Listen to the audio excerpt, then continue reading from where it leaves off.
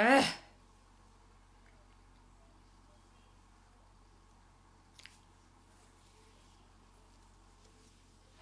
a gente tentou, não conseguiu.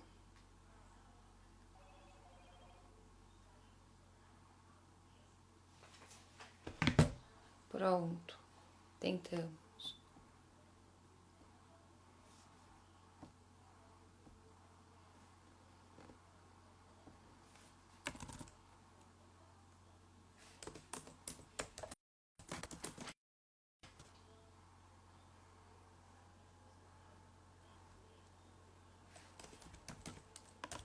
Vocês estão me ouvindo bem, quem tá aí?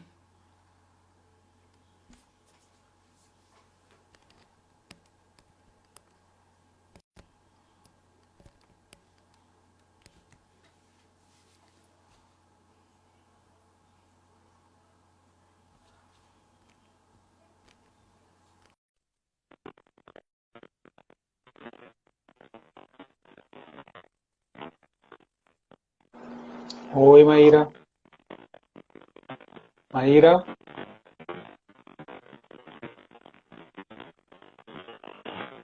quando eu entro, trava.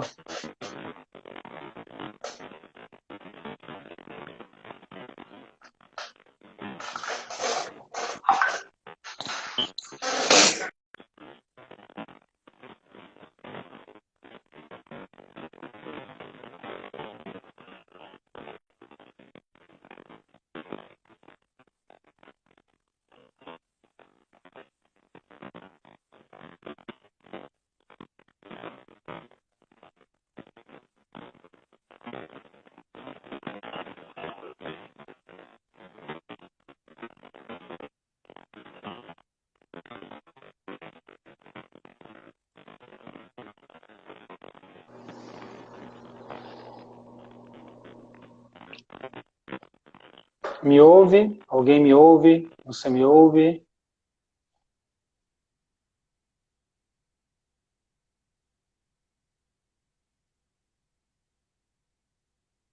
Alô? Maíra, ouve?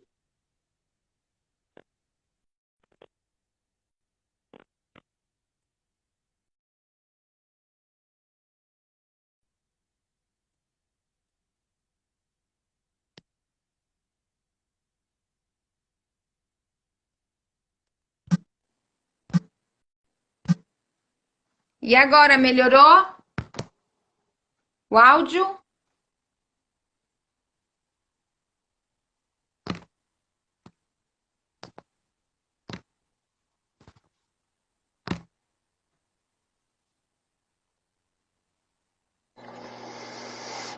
Oi, Maíra. Oi, conseguimos? Consegue me ouvir? Consigo. Eu estou travado. A imagem está travada. Se você consegue ouvir, a gente tenta fazer assim. A minha imagem, a minha tá travada ou a sua? Eu me vejo travado. Eu te vejo normal. Eu também te vejo travado. Tem gente que só tá ouvindo você. Agora deu. Vocês estão vendo o Roberto bem, gente?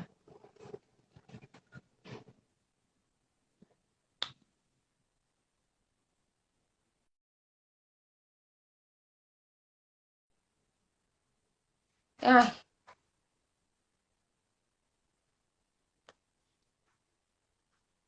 o dele que tá travando, né? Não é o meu.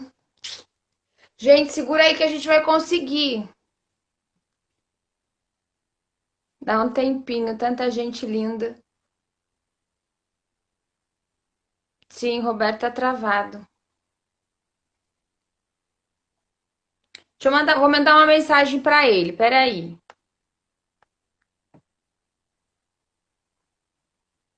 Tá ok, né? Tá. Pera.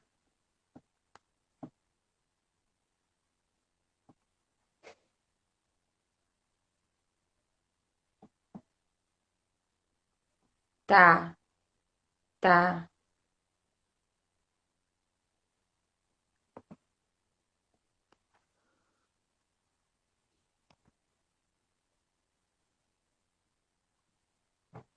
Calma, gente, ele vai vir.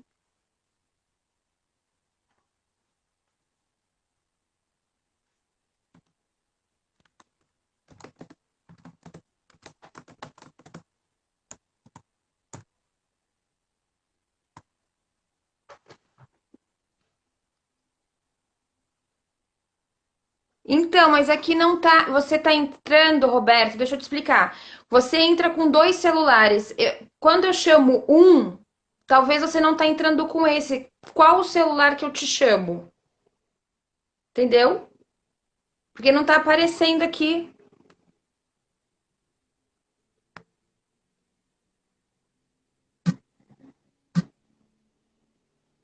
Ai, eu não sei o que eu faço.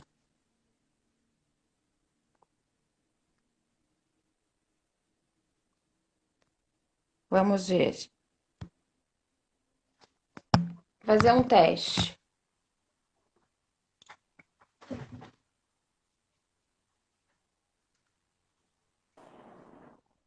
Oi? Ah, tá. Entendi.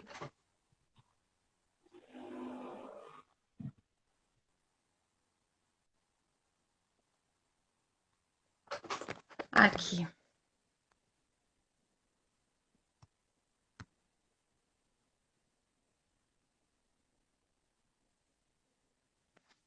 Tá. Oi, tô aqui, Maíra, mas não me mexo. Tô aqui. Tá me ouvindo? Eu não te Então vejo. vamos assim, vamos assim. Tá bom, vamos tentar assim então. Ah, Agora entrou! desbloqueou, destravou, tudo bem? Ei, gente, conseguimos! Uhul! Não Às vezes dá acredito! problema, é verdade. Esse negócio de sinal tá difícil, né? Mas vamos lá, tudo bem? É, tudo bem, e você? Graças a Deus, tudo tranquilo. Estamos aí na Então tá, só correria. vou. É. Então, bom, vou começar, porque a gente já perdeu alguns minutinhos. Gente, que sufoco, mas a gente chegou lá, é sistêmico. É, com certeza. Gente, muito boa noite, sejam todos muito bem-vindos. Hoje eu vou estar conversando com o Roberto. Muitos de vocês conhecem eles e quem não conhece vai passar a conhecer. Ele é um fofo, ele foi super gentil em estar conversando comigo essa noite e ele tem um currículo incrível. E eu vou falar só algumas coisas dele. Ele tem título de especialista, ele é médico, desculpa, ele é médico e psicólogo. Tá? Ele tem um título de especialista em homeopatia e acupuntura pela Associação Médica Brasileira. Tem pós-graduação em acupuntura pela Universidade Federal de São Paulo, aperfeiçoamento em acupuntura em Beijing, é assim que diz? Beijing? Beijing? Beijing? Sim, Pequim, Internacional Beijing. Acupuntura Train. Fala para mim. É em Beijing, né? Que é a capital da China. Sim. Pós-graduação em atuação primária à saúde pela Faculdade Unimed, Master Training em Programação Neurolinguística pelo INEP e pela Metaforum, Coaching pela Sociedade Latino-Americana de Coaching, formação em EMDR pela Associação Brasileira de MDR, formação em constelação familiar, e ele tem um espaço maravilhoso em Santos. Ele fala sobre constelação familiar, sistêmica pelo Instituto Brasileiro de Consciência Sistêmica e Braces, e tem constelações estruturais pelo Instituto Gesser, barra SYST, assim que fala, não? É do professor Guillermo Echegaray. Bom, e ele é diretor e fundador, formador do curso Consciência Sistêmica pelo Instituto Brasileiro de Consciência Sistêmica em Santos, né? Ele é facilitador, orientador de grupos de estudos em constelação familiar e, né, diretor clínico da Clínica de Medicina Integrativa Ser Integral em Santos, no qual eu já fui, faço parte e é uma delícia estar lá de terça-feira, não é isso? Muito bom, E beleza, hoje ele obrigado.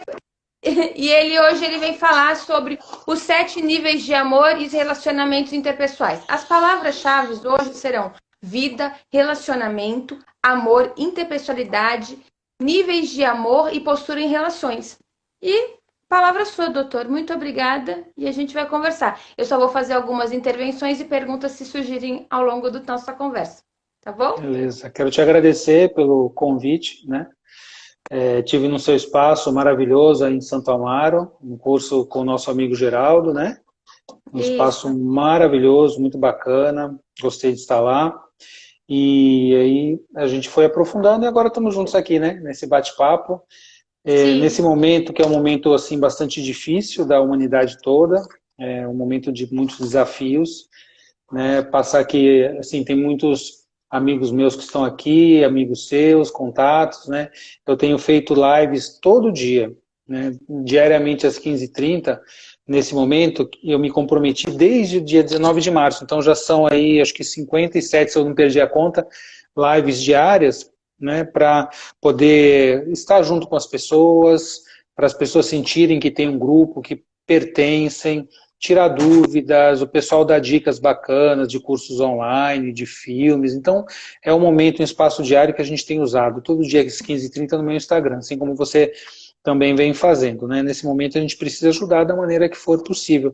Eu continuo trabalhando aí na linha de frente, na clínica, plantão, e o momento requer isso. Não tem como a gente que é médico, o pessoal da enfermagem, todo mundo que trabalha na linha de frente, estamos aí, estamos fazendo tudo que está ao nosso alcance, né? Então a gente está sempre orientando as pessoas a se cuidarem, terem muita paciência, né? Porque a gente já tem até o mantra, né? Tudo passa, isso também vai passar e nós vamos passar por isso juntos. Então, estamos aí para falar hoje sobre relacionamentos, né?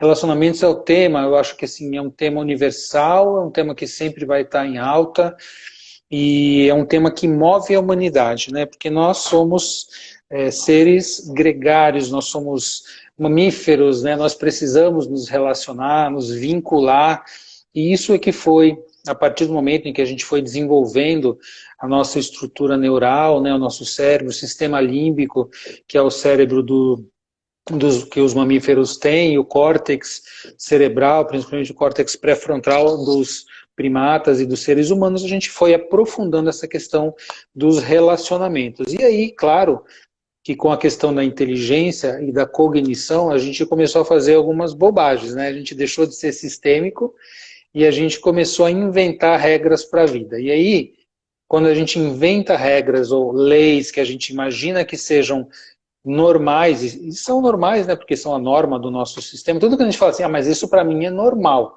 isso significa que, claro, é a norma do meu sistema familiar, então tá tudo certo, para minha família, para mim, é desse jeito que as coisas são. E aí a gente pergunta, com quem que a gente aprendeu a se relacionar, não é? Quais foram os modelos, quem foram as pessoas que a gente modelou para aprender o que é um relacionamento interpessoal, o que é amizade, o que é relação de parceria afetiva, o que é sexualidade, né? A gente modelou quem? A gente modelou, geralmente, se a gente viveu com nossos pais, os nossos pais, ou os nossos cuidadores, né? E o que eles faziam também era normal. Ou seja, todos os nossos antepassados ali tinham uma maneira de se relacionar e a gente foi aprendendo com eles, né? Isso foi sendo transmitido epigeneticamente, transgeracionalmente, e nós estamos aqui hoje. Né? Nós estamos hoje replicando esses modelos, ou fazendo igualzinho, ou fazendo o contrário, que no fundo é a mesma coisa. Quando a gente fala que é o contrário, você olha no espelho e você vê o contrário, mas é você mesmo refletido, né? Então, no curso Consciência Sistêmica, que é onde eu me formei lá com o Fernando, colega Fernando de Freitas, meu mestre, né, do IBRAX, Instituto Brasileiro de Consciência Sistêmica, e hoje eu sou facilitador das turmas em Santos, em São Paulo, já caminhando já para a 7ª turma de alunos, né? A gente estuda o amor sob a ótica dos níveis da sistêmica. Então, tem um aprendizado que ele pega uma parte que vem do grego, e depois isso é combinado com a visão sistêmica, e a gente tem um modo interessante de entender, não é o único, mas é uma maneira interessante de entender os relacionamentos. E aí a gente fala assim do amor, né? Quando a gente fala amor, aqui em português nós só temos uma palavra para amor, amor. Em inglês é love, aqui é amor, e a gente fala tudo é amor, né? O amor é lindo, tudo é amor, todo mundo fala de amor. Aí eu amo o meu carro, eu amo a minha mulher, eu amo meus filhos, eu amo chocolate. E a gente tem uma palavra só para definir o amor, né? Em sânscrito a gente tem dezenas de palavras para definir o amor, né? Assim como os esquimós têm dezenas de palavras para definir neve, e a gente só fala neve, então isso depende muito da cultura, da tradição, como é que as pessoas lidam com esses conceitos, né? Mas claro que o amor não é o mesmo, aquele que a gente tem pela nossa parceira, parceiro afetivo, né, que tem sexualidade, ou para nossos filhos, nossos pais, ou para as coisas materiais que a gente gosta. Então a gente usa a mesma palavra, mas os valores são totalmente diferentes. E quando a gente fala em relacionamentos, né? Todo mundo quer ter um relacionamento bacana, todo mundo quer amar, ser amado, né? É uma busca universal, é uma busca universal. É claro que quando a gente vai evoluindo, assim, enquanto pessoa, a gente consegue ficar sozinho bem. Isso é um conceito que eu tenho falado muito, que eu aprendi com o Osho, em 99. Eu li um livro dele que me impactou muito na época, que chamava Relacionamento, Amor e Liberdade. E aí mudou a edição, agora chama Amor, Liberdade e Solitude, se não me engano. E o conceito é exatamente essa palavra. A palavra-chave que é solitude, né? E aí tem uma diferença que ele coloca, que não é uma diferença que está no dicionário, mas é uma diferença semântica muito importante, uma diferença entre solidão e solitude. Né? Então, quando nós estamos sozinhos, então se eu estou sozinho, não estou com ninguém, e eu me sinto bem, eu estou bem comigo mesmo, eu sou uma pessoa importante para mim mesmo, eu sei me amar, eu sei os meus defeitos, as minhas virtudes, mas eu me sinto tranquilo estando sozinho, isso chama solitude. Né? E quando eu estou nesse estado chamado solitude, eu tenho algo para oferecer. Eu me sinto tão bem comigo mesmo, eu amo a mim mesmo, então eu posso também amar outra pessoa. Então esse é um conceito que é uma busca que a gente deveria ter, aprender a estarmos em solitude. Né? Eu não preciso do outro, mas quando eu estou com o outro também é muito bom. Então eu tenho algo para dar e receber, porque aí cai na lei do equilíbrio de troca, a lei sistêmica do dar e tomar, o pessoal fala dar e receber. Né? Agora, se eu estou sozinho e eu sinto falta de alguma coisa, não consigo ficar comigo mesmo, aí eu tenho que me distrair com um monte de coisas, eu preciso de alguém para me dar algo que está faltando, isso é solidão. Então a pessoa que se sente solitária, que sente solidão, ela pode estar presa em algum trauma da fase infantil, desde o desenvolvimento, né, da fase do desenvolvimento, desde a fase intrauterina, na gestação, até cerca dos 5 anos de idade, é a fase que a gente chama o período de molde, que é quando nós desenvolvemos as nossas características principais, a nossa personalidade, nosso traço de caráter, que a gente também herda transgeracionalmente do nosso sistema familiar. Então, dependendo se nessa fase inicial da vida, que vai dar uma grande base, né, para os nossos comportamentos, para os nossos sentimentos, se houve algum trauma em alguns desses períodos do intraútero, da gestação, até cerca de 5 anos de idade, e claro que depois isso também continua, né? A gente continua podendo passar por isso, mas nessa primeira fase são moldadas as características básicas que a gente vai levar para a vida adulta, que nós vamos levar para os nossos relacionamentos, tá? Então, por exemplo, se na fase intraútero a minha mãe teve um trauma, ou repetiu um trauma, que já aconteceu em outras gerações do sistema familiar, porque a gente sabe, como você como consteladora sabe também, que muitos traumas que a gente tem, ou muitas questões e emaranhamentos que a gente apresenta na vida, são identificações com excluídos e com outras questões do sistema familiar em gerações passadas. Então, se a mãe sofreu um trauma na gestação, por exemplo, eu ali crescendo como um feto, sem cognição alguma, mas somente com um sentir, e numa fase de crescimento exponencial, crescimento celular, de 2 células, vou nascer em 9 meses um ser de trilhões de células, eu posso desenvolver um trauma e uma característica que vai ser um traço de caráter, que é uma defesa para esse trauma, que chama traço de caráter esquizoide. Então eu vou ter uma tendência a me isolar, vou ter uma tendência a tentar ficar sozinho, porque o contato, o relacionamento é difícil para mim. Então são aquelas pessoas que gostam muito de ficar sozinhas porque não sabem direito se conectar com outras pessoas, né? Não tem uma facilidade para se comunicar, e então elas, por quê? Porque nessa fase intraútero acabaram se desconectando o sentir, né? Porque houve aquele ambiente intrauterino difícil por conta das emoções da mãe, por conta da interação que o bebê, o feto tem com a mãe, que é uma interação energética, é uma interação do emocional, neuroquímica, e aí gera esse traço de caráter esquizoide, que é uma defesa, mas os traços também têm características positivas que são recursos. Então a pessoa que tem um traço de caráter esquizoide, tem essa dificuldade, ela costuma se desconectar demais, ela tem muita energia na cabeça e pouca no corpo, e ela, como recurso positivo, ela tem muita criatividade. Então, pessoas que inventam coisas, inventores, cientistas, pessoas assim... O Freud tinha um grande traço de caráter esquizoide, tanto que na terapia, quando ele tratava as pessoas, ele usava o divã, e o cliente não olhava para ele, ele não olhava para o cliente. Então a questão do contato era difícil. Aí ele ficava, não, mas o importante é o que ele fala, os atos falhos e tudo mais. Mas porque ele também provavelmente tinha essa dificuldade. Porque hoje a gente sabe da importância de você olhar para o seu cliente, perceber a linguagem corporal, as expressões, as microexpressões faciais. Isso dá muitas dicas, né? O Freud foi um gênio criativo ao extremo, o outro era o Einstein também, né? Então esses gênios da humanidade, muitos deles tinham dificuldade de relacionamento e eram esquizoides. Né? E aí por diante, na segunda fase, é quando o bebê nasce, mais ou menos uma semana, um mês depois do nascimento, até 1 ano de idade. Se a mãe passou por algum trauma nessa fase, ela não conseguiu criar aquele vínculo inicial com o bebê. Porque nessa fase, o bebê nasceu, teve o parto materno, ele vem para o colo da mãe e ele é amamentado, idealmente é amamentado. Nessa fase, não é só o leite como alimento, tem toda essa nutrição emocional que vem junto, né? Então a mãe nessa hora, olhando para o bebê e o bebê olhando para a mãe, se cria um vínculo. O bebê também é um ser que não tem cognição ainda, só tem um puro sentir. E ele sentir e agir, ele percebe que essa mãe está ali, ela está presente, ela está confiante, ela passa essa segurança, ela segura e passa segurança. Então se cria um apego saudável, né, que é a questão do vínculo positivo.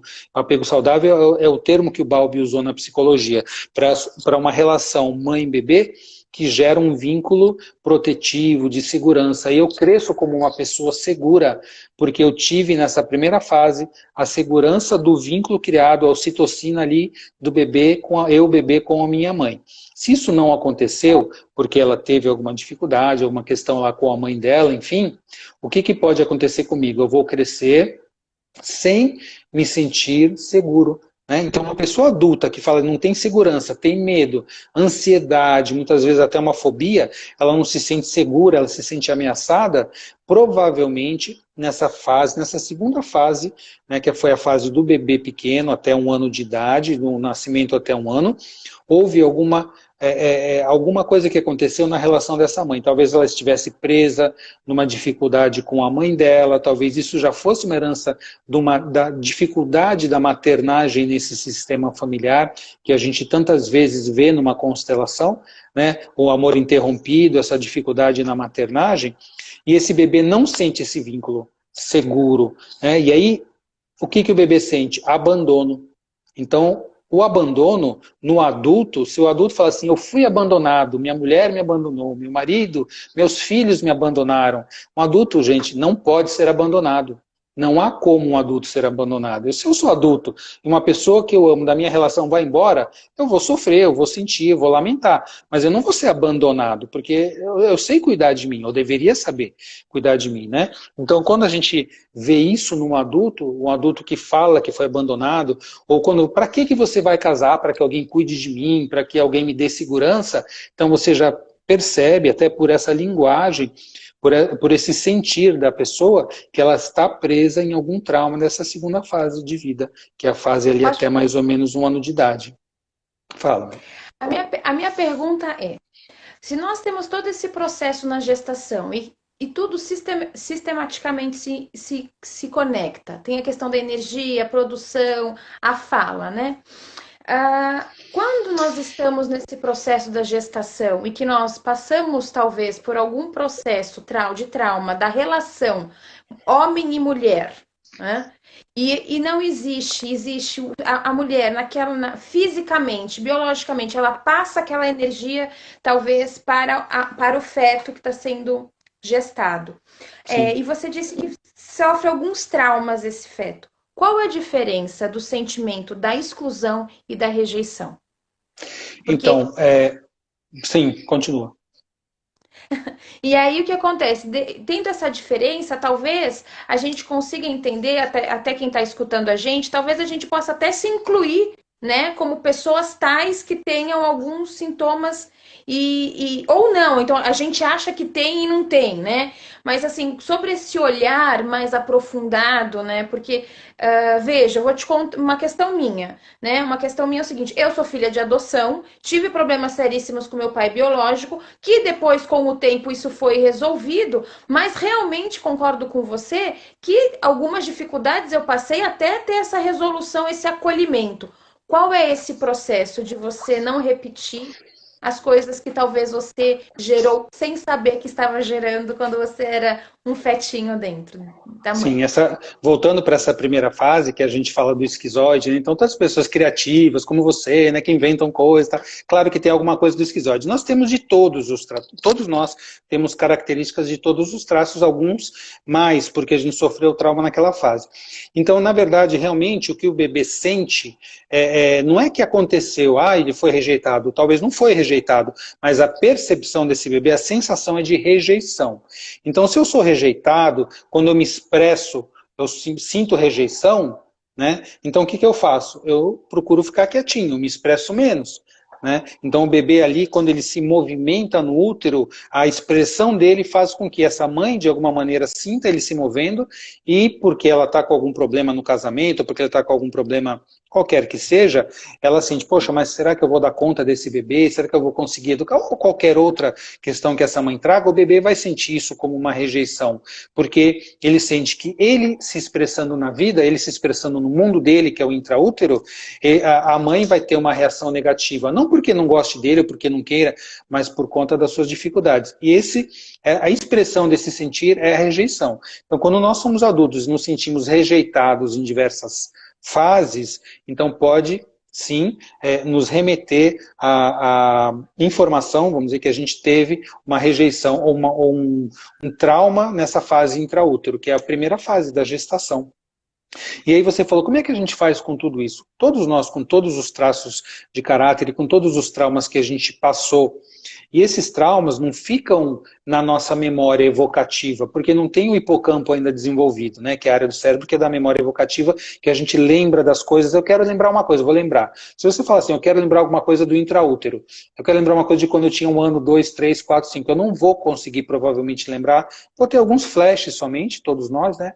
Tem gente que fala, eu lembro de muita coisa, mas 99,9% das pessoas não lembra a fase até os 5 anos. Então os traumas, eles ficam marcados no corpo.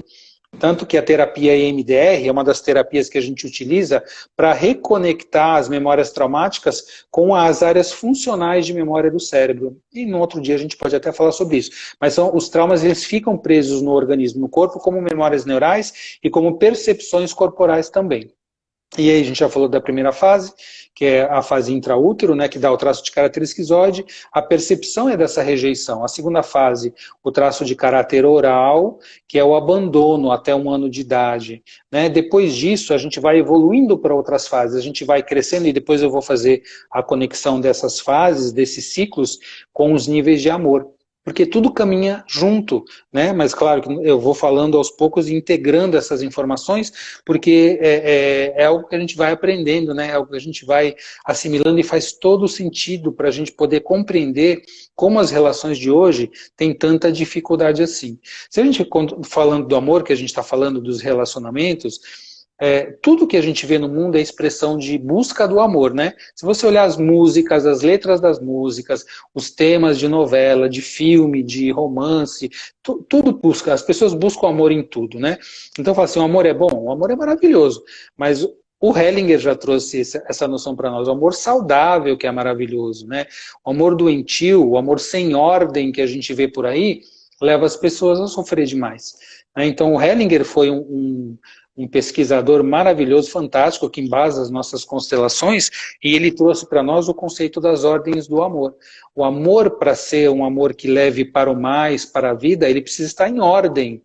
né? A gente fala, caramba, como é que eu não sabia disso antes? Eu mesmo, eu fiz medicina, psicologia, fiz N curso, amo estudar, vou estudar, se Deus quiser me der a chance até morrer, eu nunca tinha ouvido falar nessas coisas. Falei, gente, onde é que eu estava, né? Então você vê que é um conhecimento tão novo, tão fantástico, tão profundo, que o Hellinger trouxe, que tem mais ou menos 30 anos. É algo muito, dentro da Muito ciência, é jovem. algo muito jovem, jovem demais. Mas vem dando uma base de conhecimento, inclusive científico, para que a gente possa aprender as maneiras saudáveis de nos relacionar. Então, quando o Hellinger trouxe esse conceito das ordens do amor, a gente passa a entender o que é saudável. Isso é fundamental, porque a gente tem que ter esse parâmetro de saúde. Eu como médico, para mim isso é fundamental, né? Se um paciente vem me procurar, eu preciso saber o que é saúde, para saber o que ele me apresenta. Então, quando eu falo assim, mas amor é isso, amor é aquilo, ah, quem ama, a gente tem que fazer isso, tem que fazer aquilo. Eu hoje, conhecendo a sistêmica, não foi nem na psicologia que eu conheci isso, né? Porque na psicologia não fala sobre isso praticamente nada. Eu vejo que a pessoa está falando os conceitos que ela imagina que são saudáveis, mas não tem nada de saudável naquilo. Ah, saudável é a gente morar todo mundo junto, os pais, a mãe, os bisavós, os filhos, né, tudo junto, grudado, porque é muito amor. Falo, mas isso não é amor saudável, né? Isso não é amor saudável sob nenhum contexto, né? Tanto que a gente sabe hoje pela sistêmica que as leis são o pertencimento, mas pertencimento, todos fazem parte, mas não quer dizer que tem que estar grudado, né? Todo mundo pertence, até mesmo quem já morreu no sistema continua pertencendo, senão é aquilo que você falou, exclusão. O que é exclusão? Exclusão é quando alguém é colocado para fora do sistema, alguém não é reconhecido no seu direito de pertencer. Isso também é um trauma grande sistêmico que gera emaranhamentos, né, para as gerações ou para a atual ou para as seguintes, né? Depois, aí a gente vê a questão da hierarquia, que também hoje está totalmente bagunçada, quando os pais falam assim, ai, eu amo meus filhos, eu vou dar para eles tudo que eu não tive, ó, isso é uma frase bem característica, eu vou dar para meus filhos tudo que eu não tive. Ah, eu sofri, eu não tive isso, não tive aquilo, eu vou dar para o meu filho. Então, eles acham que isso é amor saudável, mas não é, porque esses pais não estão dando para os filhos alguma coisa, eles estão dando o que eles não tiveram. Então, o que eu não tive enquanto criança, enquanto filho, eu falo, eu vou dar para o meu filho, mas não, eu estou querendo dar para a minha criança. Então, isso também não é saudável, né? Porque Isso é coloca o legal. filho... Isso é legal enfatizar, né? Que é a ampliação de consciência, né? Porque eu quero dar aquilo que eu não tive, achando que é o necessário. E como a gente pode perceber, Roberto, quando a gente está com os nossos filhos, que a gente, puxa, não é isso? Qual é a chave que tem que virar? Porque eu acho que inconsciente e nem querendo bem ou mal, a gente vai. Sabe o que na hora a gente vai assim, eu vou dar, e dá, né? Por amor. A gente fala Por que amor. é por amor. Mas não é um Isso. amor saudável, né? O amor saudável é que vai fazer os filhos irem para a vida com independência, os filhos irem para a vida conseguindo conquistar as coisas deles, ter relacionamentos afetivos saudáveis, saber como lidar com dinheiro, né? Porque são energias e funções do adulto. Principalmente se a gente for olhar dinheiro e sexualidade, são funções que só o adulto pode lidar. E aí a gente vê as pessoas hoje fazendo o quê? Com que tipo de dificuldade? São filhos adultos, muitas vezes, bem adultos, né, que voltam para a casa dos pais porque não conseguem se sustentar, porque tem relacionamentos atrás de relacionamentos que não dão certo, então às vezes vão e voltam com os filhos para a casa dos pais. Então você vê, isso tudo mostra que as funções não estão saudáveis, esse amor não está saudável. Então, quando os filhos são pequenos, os pais, eles têm que dar tudo que o filho, como você falou, precisa, o que os filhos necessitam. O que os filhos necessitam? Os filhos necessitam passar por valores saudáveis, conhecer os conceitos de amor saudável, serem colocados num ambiente onde tenha respeito, responsabilidade, limite, aprender a se tornarem resilientes. E os pais passando esses conceitos, esses valores e essas noções sistêmicas para os filhos, eles vão se tornando cada vez mais desnecessários. Então, pais que conseguem fazer de uma maneira saudável a educação e levar os filhos para um desenvolvimento, são pais que acabam sendo desnecessários. Então, eu não quero que meus filhos dependam de mim até que eles fiquem adultos e idosos, porque senão eles não sabem fazer. Eu passo uma mensagem que eles não são capazes, né? Eles têm que ser capazes, e eu tenho que eu deixar de ter a função pai e mãe agora. Agora eu vou poder ser avô, agora eu vou poder voltar para me focar mais nas minhas coisas, meus filhos já não precisam mais de mim. Isso é fantástico, isso é maravilhoso. Isso mostra que eu consegui fazer um movimento saudável de educação para esses filhos. E a gente vê que isso não tem acontecido nas famílias atuais. Eu queria pegar esse gancho e fazer a seguinte pergunta. Muitos pais, eles há muitas mães, talvez, e pais hoje, mas acho que a maioria das mulheres, elas têm a questão da maternidade para não ficar só. E aí a gente entra naquela questão da solitude e da solidão, né? E aí o que acontece? Elas fazem com que os filhos sejam, com todo o perdão da palavra, uma muleta para a vida até a partida delas, que se acredita que os pais vão antes. Mas pode acontecer algo que não. Mas assim, como é que fica essa questão? Como é que é trabalhar quando chega todos, porque essa mãe chega cheia de conflitos e gera um segundo conflito que é o filho. Como trabalhar essa questão e olhar para isso? Então, isso é um problema tão comum hoje em dia, né? Então, mães que se sentem abandônicas ou solitárias, então a gente sempre tem que entender a função, né? Função. Então, para você entender função, precisa perguntar assim, para que você fez isso? Para que você quer isso? Não por quê. Se você perguntar por que você quer ter um filho, ah, porque é lindo ter filho, porque filho vai isso. Mas se você perguntar para que você quer um filho realmente, né? Aí a pessoa vai te falar assim, ah, não, que é para cuidar de mim quando eu envelhecer, nesse caso que você citou, né?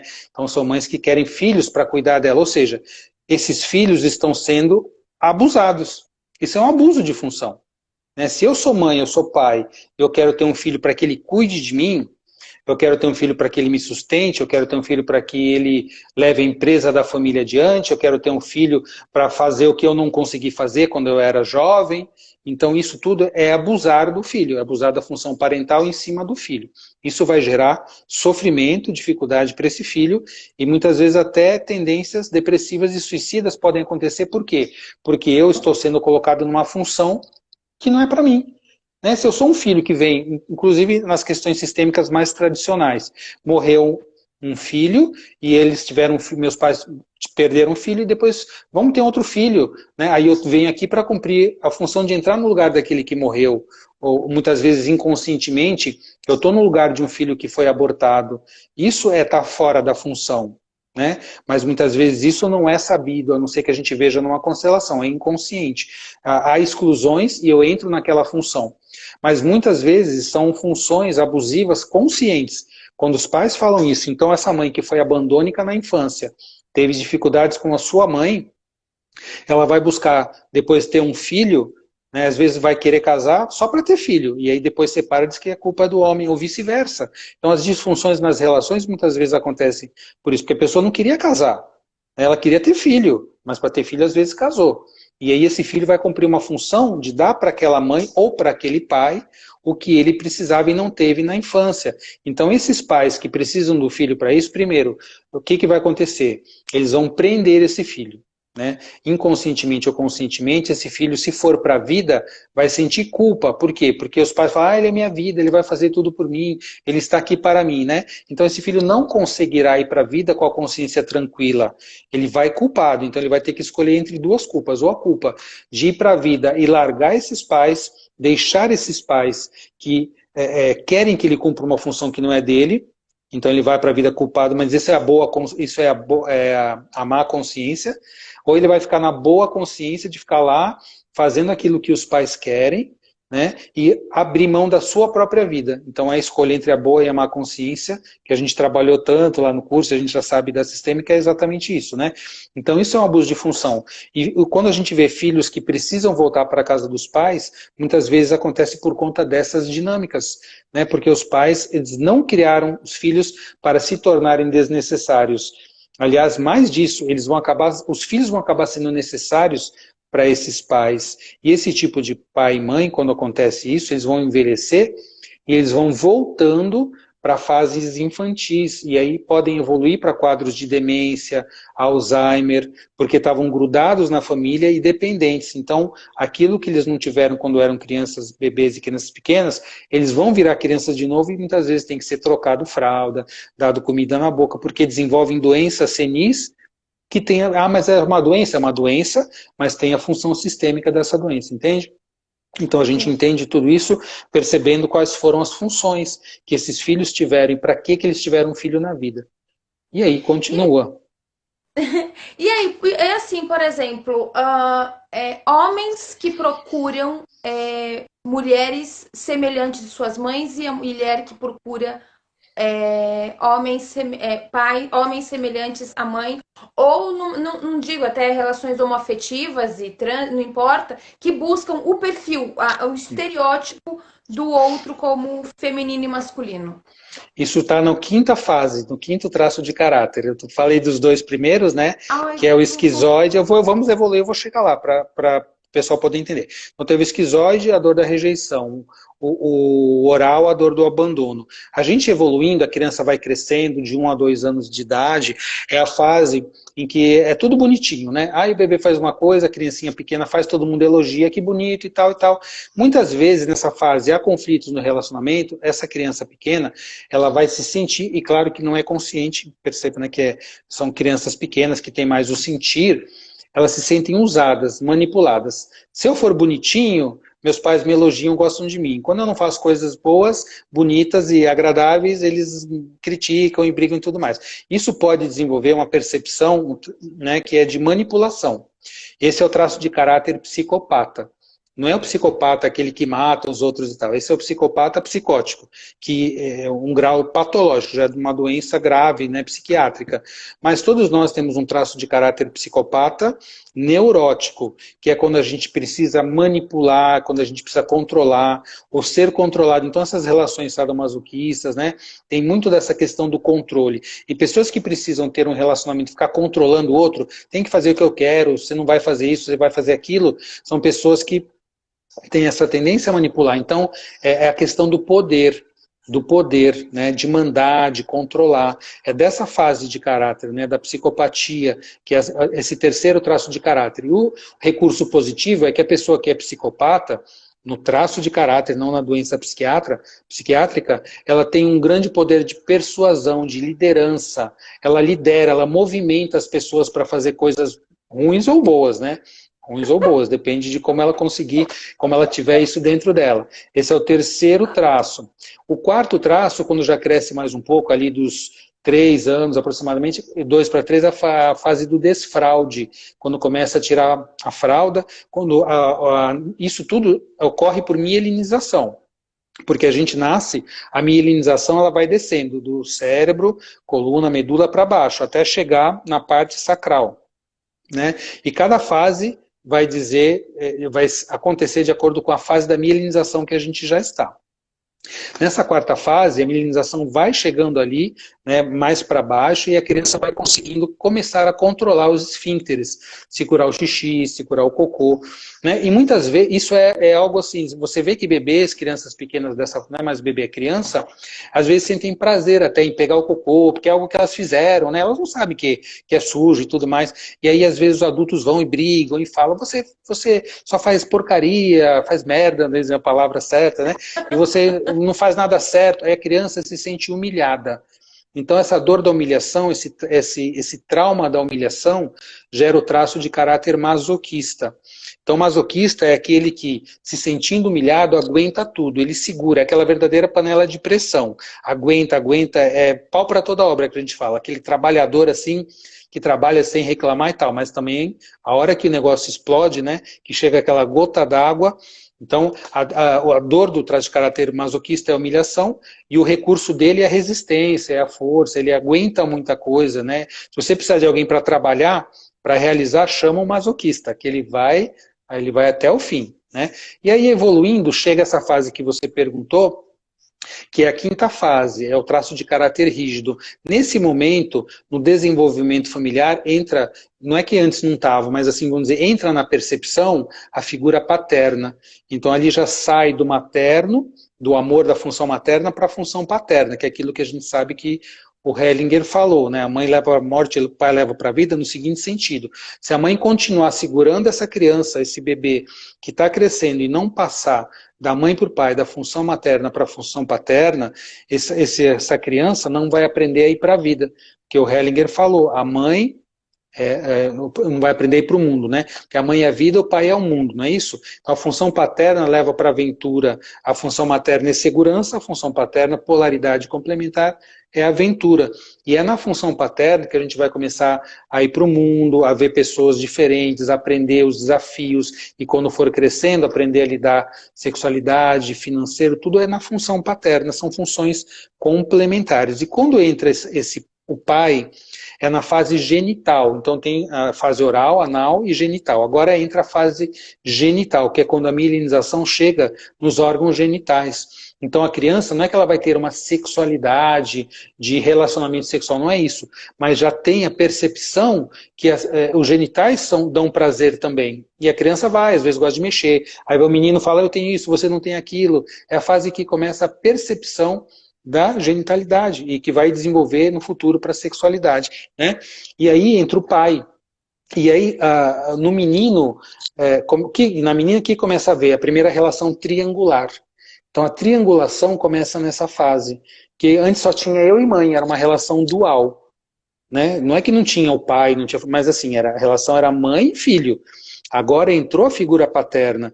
Então aí que começa a modelagem do que é casal, do que é pai e mãe, como é que esses dois se relacionam. E eu entro ali, e se, por exemplo, tem um conflito na relação pai e mãe, então essa mãe sente que esse homem, o marido dela, né, que o marido dela é um pouco diferente do meu pai, né, porque tem o casal, vem primeiro, na hierarquia vem primeiro o casal, depois vem pai e mãe. E quando esse casal queria só ser pai e mãe, ou ela queria ser mãe, ou ele queria ser pai, ou ele não queria ser pai, enfim, todas essas bagunças que existem nos relacionamentos, eu acabo sendo colocado ali numa função que também não é saudável. Então, se minha mãe só queria o meu pai para que eu nascesse, eu vou ser colocado no meio dos dois. E a gente vê isso na constelação muitas vezes, né? Onde é que coloca o filho, fica no meio do pai e da mãe.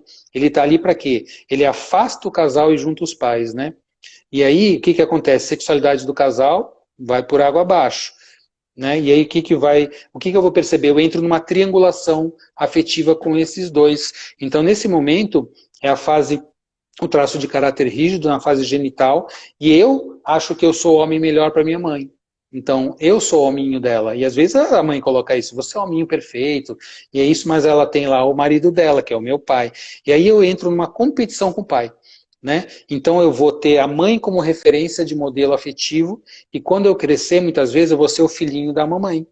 E aí, quem vai ser a mulher ideal para mim? A minha mãe. Então eu vou buscar mulheres que são parecidas com a minha mãe. Mas aí na hora de eu ter esse relacionamento, eu não consigo unir sexualidade e amor na mesma mulher.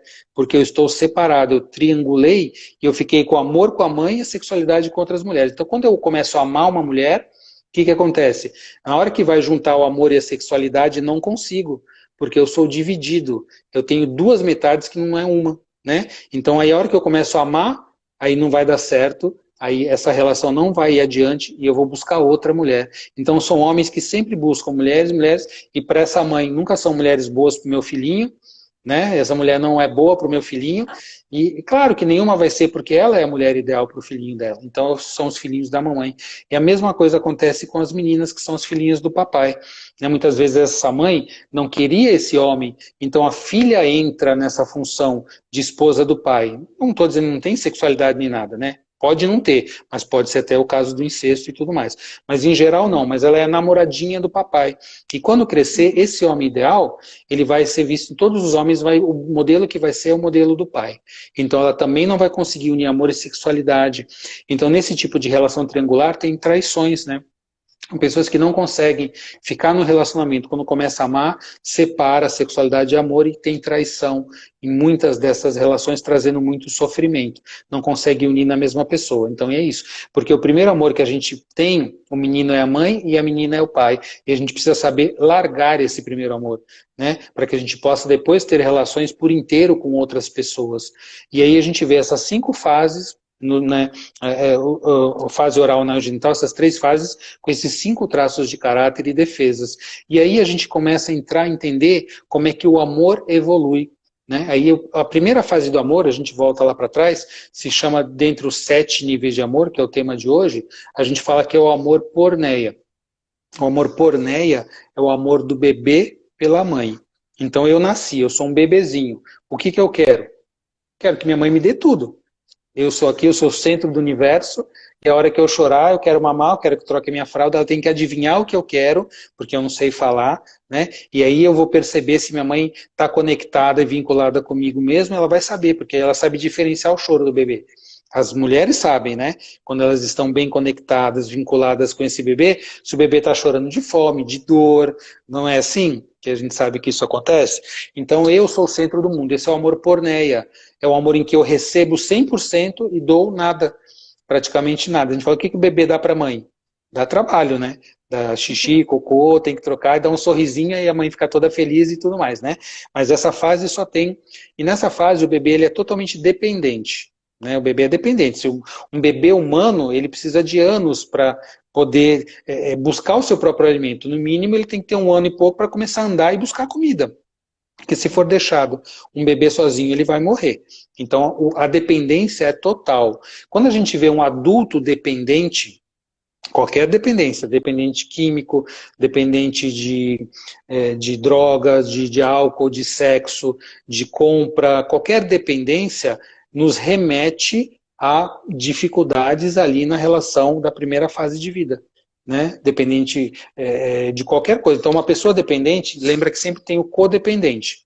Se eu sou dependente, a minha família é codependente. Provavelmente, né, meus pais, a família que está ali é codependente e eu sou a droga da família. Na verdade, né? Eles precisam de mim. O codependente precisa do dependente, como o dependente precisa da droga ou do objeto da sua dependência. Por isso que é muito difícil tratar dependentes. Né? Porque se olha para o dependente e fala que ele é o problema, quando na verdade ele está assumindo a dor e a doença e a disfunção daquele sistema familiar. Né? Ele, talvez o dependente seja a pessoa que mais ama aquela família, mas ele expressa de uma maneira doentia. E quando você quer curar o dependente, isso traz muito transtorno quando os codependentes não são conscientes dessa situação. É muito difícil curar um dependente, né? Porque tem todo um contexto em que ele é necessário. Se você tirar o dependente que expressa a doença da família, vai precisar vir outro dependente. Ou vai precisar ter um outro transtorno para essa família ficar fixada no problema. Né? Então essa primeira fase... Né? É um retroalimento. É a polaridade, dependente e codependente, como tudo tem polaridade, né? Então você vê muitas vezes, e sempre a gente dá um exemplo assim, quem são os últimos a saber que um filho é dependente? Geralmente, os pais. E a última? A mãe, né? Geralmente é a mãe, né? Porque ela está remetendo àquela fase primeira lá. Então, esse amor porneia é um amor nessa fase. Quando você cresce e é dependente, você está remetendo a isso. Inclusive, a palavra porneia nos lembra pornografia, não é? O que é pornografia? É uma sexualidade imatura. É uma pessoa dependente do sexo, mas no seguinte sentido: tem que me satisfazer. Eu dou dinheiro para poder ter aquilo, mas não é um amor de troca. Né, em que eu troco a sexualidade saudável, que já é da terceira fase que eu vou falar depois do amor eros, a quarta fase do amor eros, quarto nível de amor, é o amor de troca, né, do adulto com adulto. O amor da pornografia eu compro, então você tem que me dar, eu tô aqui, você está aqui para me satisfazer. Né, é uma sexualidade que não tem uma reciprocidade, entende? Então a pessoa que está ali naquela fase ainda do amor porneia. Quando eu deixo de ser bebê e vou crescendo, aí remete àquela quinta fase ali do traço caráter rígido da fase genital, entra o amor storgé, é o segundo nível de amor. Esse amor é quando eu vejo que além da minha mãe, tem outras pessoas, então tem o meu pai, é quando entra o pai, quando entra a família. Mas fala assim, mas já não estavam lá? Estavam, mas a conexão era total mãe e bebê. O bebê até uns 2 anos de idade, ele nem sabe que ele não é a mãe, ele acha que ele é a mãe, só uma pessoa só. Então quando entra o pai, a figura paterna, quando entra outras pessoas da família, esse é o amor storgé, o amor do clã, o amor familiar próximo, da família de origem. Né? Então eu começo a perceber o diferente, eu vejo lá, tem meu pai, tem minha mãe, eles se relacionam, então eu começo a aprender o quê? Que é legal poder amar outra pessoa diferente, porque minha mãe também ama outra pessoa diferente, então é permitido. Então eu não preciso ser igual à minha mãe para que ela me ame, porque ela ama meu pai também, isso tudo no mecanismo de sentir, né? Que é uma criança pequena ainda. Então se não entra o pai, quando tem essas questões de dificuldades de relação, exclusões do paterno e tudo mais, eu fico no amor da mãe. Então eu fico no amor do igual. Então muitas vezes, algumas das dinâmicas de homossexualidade vêm dessa fase que não evolui do amor porneia para o amor estorjé. Por quê? Porque eu fico preso no amor do igual, que é o amor da mãe. Mãe é igual, né? O pai é o diferente. Então, homossexualidade pode ser isso. Outra coisa, os preconceitos. Quando eu tenho preconceito contra coisas que são diferentes daquilo que eu gosto e que eu acredito, é a mesma coisa. Eu só respeito e só valido aquilo que é igual. Então, a raiz do preconceito também vem dessa dificuldade da integração do amor do pai e da mãe, do paterno e do materno, que tá começa na fase do amor estorjé. Evoluindo nos níveis de amor, essa criança vai crescendo, vai para a creche, vai para a escolinha, começa a ver pessoas fora da família. Esse terceiro nível de amor é o da amizade, é o amor filia, né, com PH, é o amor do amigo, filos é amigo. Aí você já entra num nível de amor que você tem que dar e receber igualmente, porque os dois primeiros, que é o amor porneia e o amor estorjé, você recebe mais do que dá. Eu, como criança pequena, preciso receber. No amor filia, eu começo a ter que aprender a me relacionar de igual para igual. E o amor filia é um amor que vai desde a pequena infância até a velhice. É um amor que já vai também para a fase adulta. É um amor da amizade, que é fora da família. Amizade a gente escolhe fora da família. Eu não posso falar assim, eu sou amigo do meu pai, sou amigo da minha mãe. Não sou amigo do meu pai e da minha mãe, não posso ser amigo de ficar contando coisas que a gente faz, de ir pra balada junto. Claro que eventualmente você pode até fazer. Mas amizade com mãe e pai não é um amor no lugar certo. Amor de mãe e pai é amor de mãe e pai. Amor de amigo é diferente. A gente escolhe amigo fora da família, né? Então, é só conceitual. Não é conceitual. É realmente relacional. Né? Então, nos meus amigos, eu começo ali a conhecer outras pessoas, outros sistemas familiares, ver que são diferentes dos meus, eu respeito, eu aprendo, é o amor da troca igual, o amor da amizade. Aí, evoluindo, vai chegando a fase da adolescência, entra o amor da sexualidade, que é o amor eros, é o quarto nível de amor. Nesse nível de amor veio a amizade e depois veio algo mais, que veio a sexualidade. Aí eu vou escolhendo um parceiro, uma parceira, para quê? Para constituir a minha união afetiva.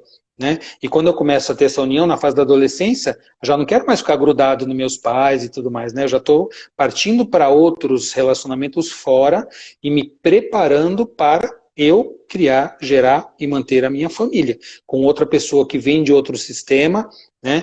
E o que a gente vai fazer? Criar essa comunidade de destino, poder fazer algo um pouco diferente do que os pais fizeram e levar um novo modelo, talvez um pouco mais saudável adiante, e ter filhos, então amor, sexualidade. Aí quando a gente faz isso e tem filho, a gente evolui para o próximo nível de amor, que é o amor materno, né? O amor materno, que é o quinto nível de amor. E aí é um amor que dá mais do que recebe. Então ali embaixo era o porneia, é o bebê que recebe da mãe. Quando aí você vai para o estorjé, filia, eros, materno. O materno é a mãe que dá para o bebê, né? E aí você evolui do amor materno para o paterno, função materna para paterna. A mãe leva para o pai, aquilo tudo que a gente já conhece, né? A mãe é a segurança, o pai é a aventura, os dois fecham um modelo de mundo para esse bebê, para essa criança.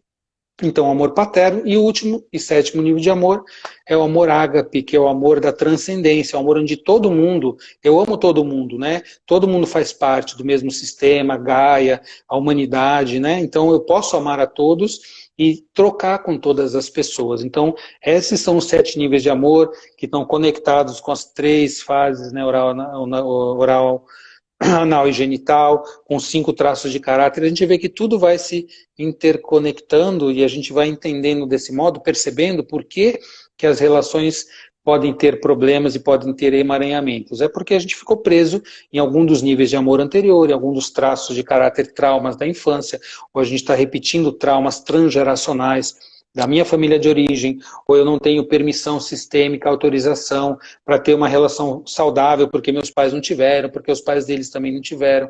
E aí todas essas disfunções que a gente acompanha e estão aí cantadas, prosa, verso, novela e tudo mais, né? Eu já falei muito, se Nossa, quiser colocar alguma coisa. não, foi ótimo, imagina, a gente nem cansa, ficaria a noite toda aqui, mas é que a gente já falou quase 45 minutos, eu preciso fazer um bate-bola com você. Pode Vamos ser? lá, pode, claro. Então eu vou falar algumas palavras E aí você vai remeter para mim aí o que que significa. Na verdade, eu tenho 27 segundos. Caramba! Então, eu vou ser muito breve, porque eu preparei o seguinte, ó. Vou fazer a Hum. última. Sim, ó. É, diga que recado que você quer deixar pro pessoal. Temos 10 segundos. Conheçam aquilo que é saudável e busquem o que é saudável, porque